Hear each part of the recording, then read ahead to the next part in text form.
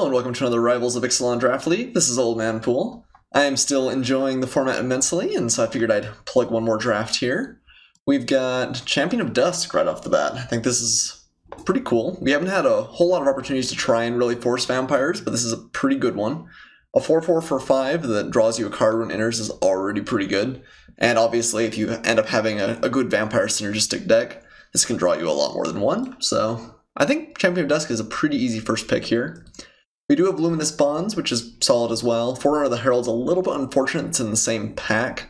Since we'll pass this, we'll probably put at least one other player into vampires, but that's not real uncommon, I think. I think usually you're going to have a couple of vampire players at a table, and I think that the draft format can support that.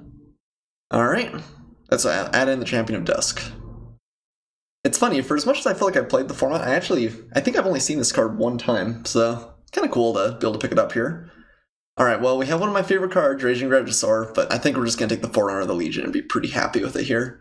The fact that the Forerunner can go and search up the Champion of Dusk is obviously pretty sweet, even if it's a couple of turns away. We also have a Martyr of Dusk, which is very good, Moment of Triumph, and Arterial Flow. There's a bunch of cards in this pack we would play, but I think the Forerunner of the Legion's just got to be the best pickup. A nice follow-up there. We're happy to pick that up, especially given that we passed one.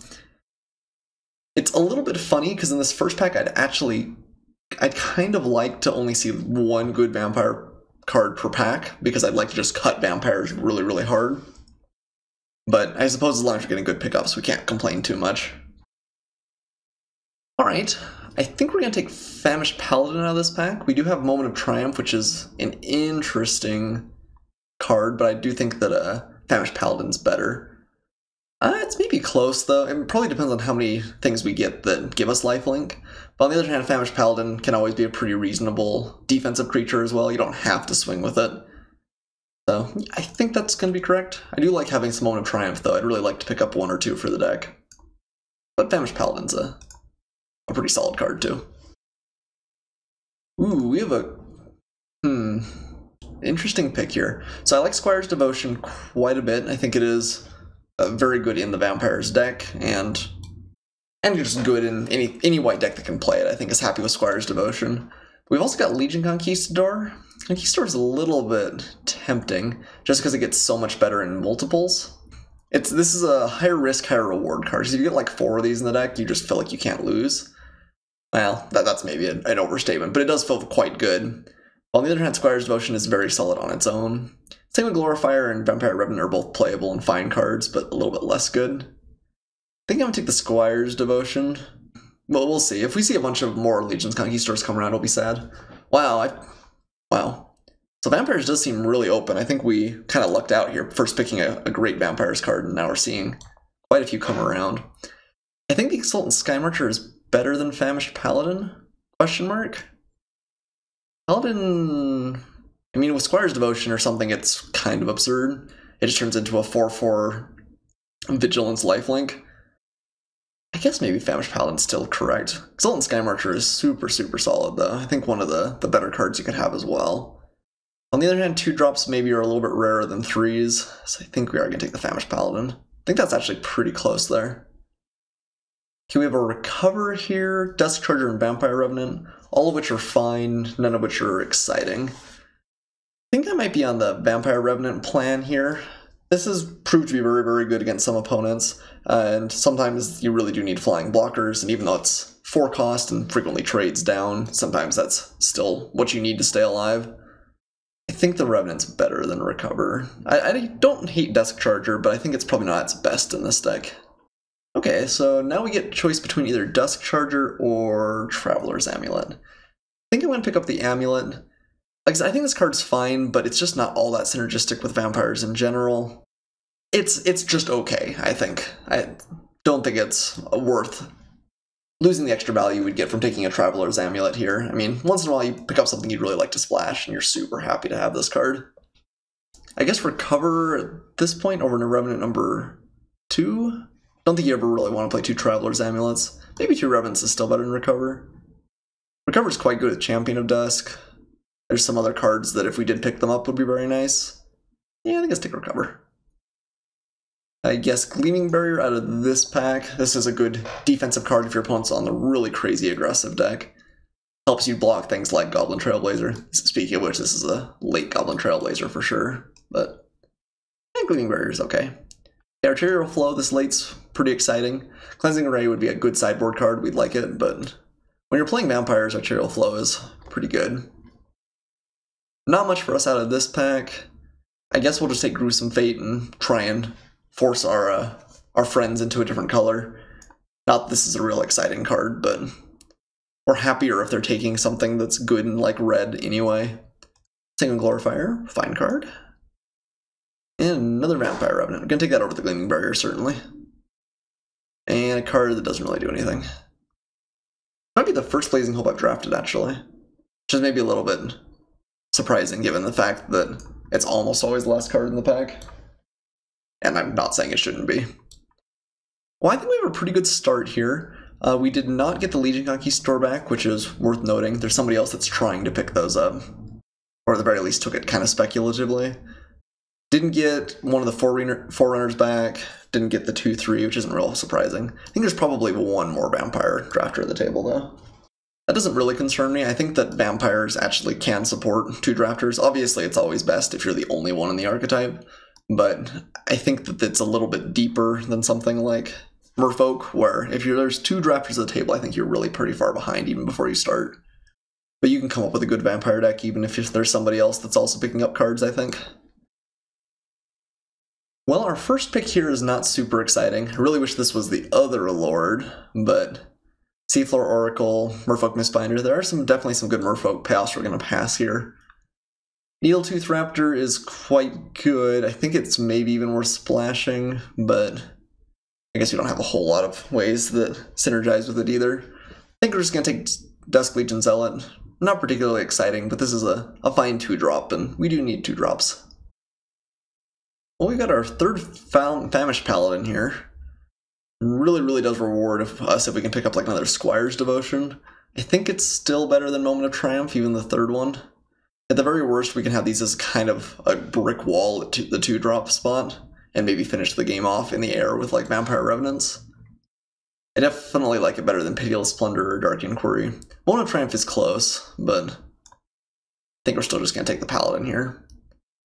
Alright, so this is close as well. Orkite Marauder going around against us, unfortunately. We've got Sanguine Glorifier, which is pretty reasonable. Voracious Vampire, which is pretty reasonable. I think those are both better than Vampire Revenant, and I think both better than Everdawn Champion as well, although this can be very good against some matchups. We also have an Evolving Wild, which I'd love to be able to pick up, but I think Voracious Vampire might just be good enough. We should take it here. It is a little bit cheaper on the curve than Sanguine Glorifier. Maybe not crazy synergistic with Famished Paladin, but it is okay. We just need a few more repeated life gained cards for Famished Paladin to really be exciting. Oh wow. That's a really late Crested Herd Caller. We have we have 3 pretty good picks out of this pack though. We like Dusk Legion Zealot a lot, like Martyr of Dusk a lot. I think we're going to take Luminous Bonds. We're actually, despite being black-white, very light on removal right now. And Luminous Bonds is pretty good. I think that pick could go a couple of different ways depending on how your deck looks. I think Luminous Bonds is going to be the de facto pick, but I could see taking the other 2 on occasion. Okay, we've got Vampire Revenant, Tianali Summoner, which you guys always tell me I should pick more highly, but at least we're not playing red this time, so I don't have to give you a bad excuse.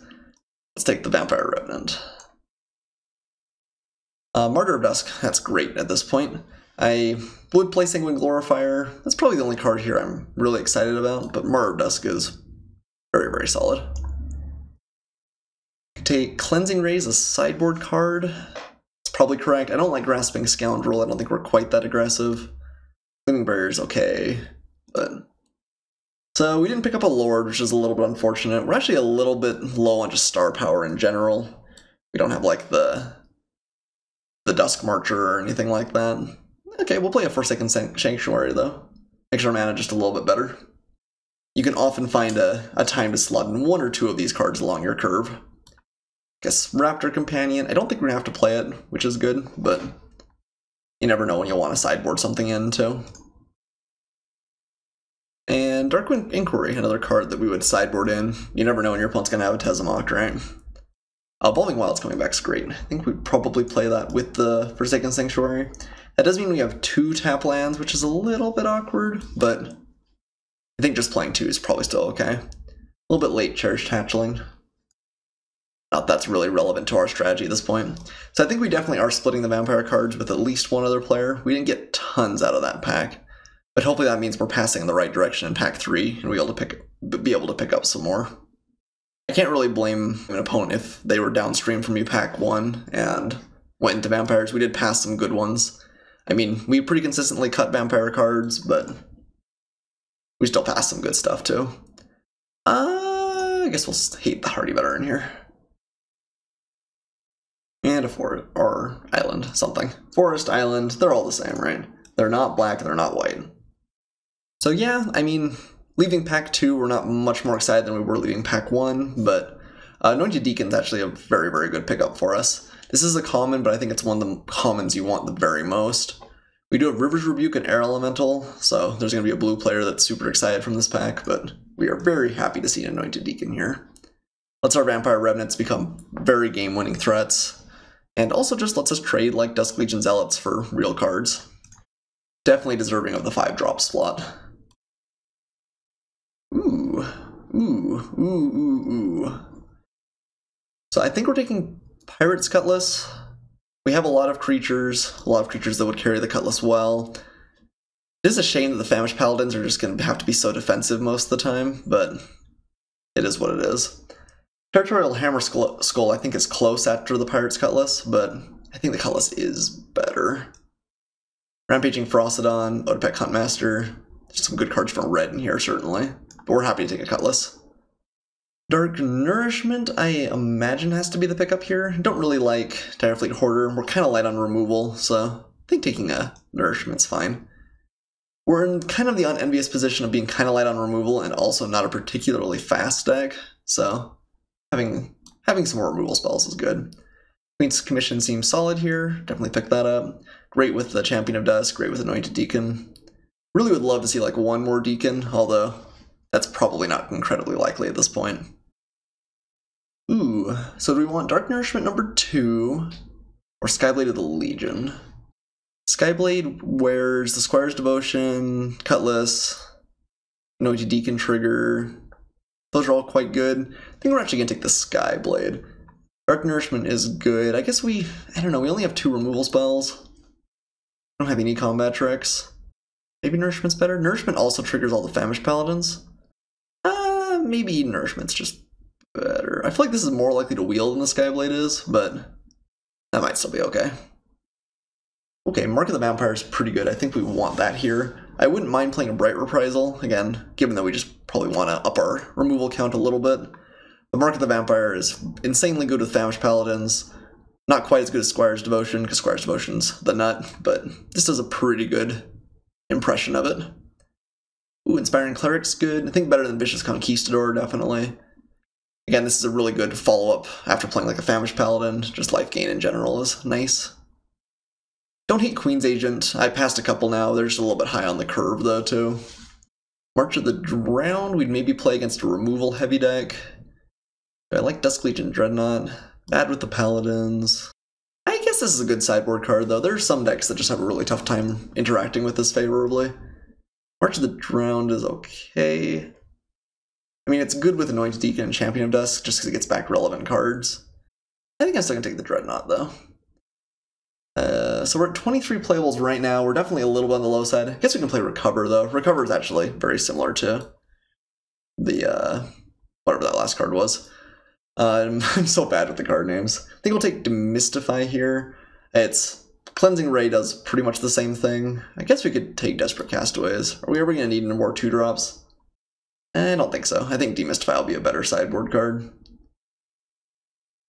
Okay, we got the March of the Drowned back. We could also take Unclaimed Territory. Literally everything in the deck is a vampire, right? I guess not the spells. Unclaimed Territory still seems good, though. Let's make our mana as nice as we can here. Don't think we're playing Hierophant's Chalice. Don't think we're playing any of these, but I guess maybe Raider's Wake or against a really defensive deck. They'd have to be really defensive though. March of the Drowned. Got it anyway, although I think we're just going to play the Recover. And Queen's Agent, not a bad last pick here. So I think I'm going to pull out the Dusk Legion Dreadnought. I don't think it's fantastic for our deck with a bunch of already evasive flyers and Famished Paladins, which aren't particularly good if they're getting tapped already. But I think this deck looks pretty good. I think we have a reasonable curve here. I guess we're a little bit light on 3s, but we can play things like Arterial Flow, Pirate's Cutlass, or just things like Squire's Devotion as well.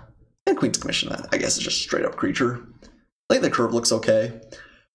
What are we cutting here? We are a little bit high on the curve, which makes me less happy to play 16 lands. I do like playing 16 if I can help it in this format an awful lot, but I think we really want to get up to things like Anointed Deacon, Champion of Dusk, or Dark Nourishments. I think the deck really starts to tick once we get up to our higher mana costs. So I think that we do want to play 17 lands. Don't think we need Traveler's Amulet. Don't think we need the Dreadnought, although we could sideboard this in. I think we are playing the Unclaimed Territory, Living Wilds, and Forsaken Sanctuary. Is that okay? It makes our mana pretty good. We will have times when cards come in tapped, which will be a little bit awkward. Like our curve might just be a little bit clunky. But I think this will limit the number of mulligans we'd have to take an awful lot. So, what's the worst card in this pile? Maybe one of the Vampire Revenants is not super exciting. It is good with Anointed Deacon. It might be one of the ways we think we're actually going to win, though, outside of just equipping up one of our Famished Paladins with an aura and going to town. Could take out Recover. Kind of like taking out one of our non-creature spells, and Recover might be the worst. Arterial Flow isn't real exciting some of the time. I think Recover might be worse, though. I think if we make it to the late game, we're doing okay, and Arterial Flow's better early, and Recover's better later. Okay, I think that's our 23. Let's add in our lands. And Magic Online recommends a heavier black bent. I think I still like 7/7. We have enough 2-drops that are heavy on white that we'd really like to be able to play it. We have, I guess, Champion of Dusk is double black. I'm actually a little bit surprised that it's suggesting 8/6. I think 7/7 definitely looks better to me. Okay, we're playing vampires. I think this is only the second time we've actually really done it in the format, so that's pretty sweet. I think the deck looks good. Happy to get Anointed Deacon for sure. Pirate's Cutlass was a nice pickup. Yeah, I think it looks very, very solid. I will see you guys for match 1.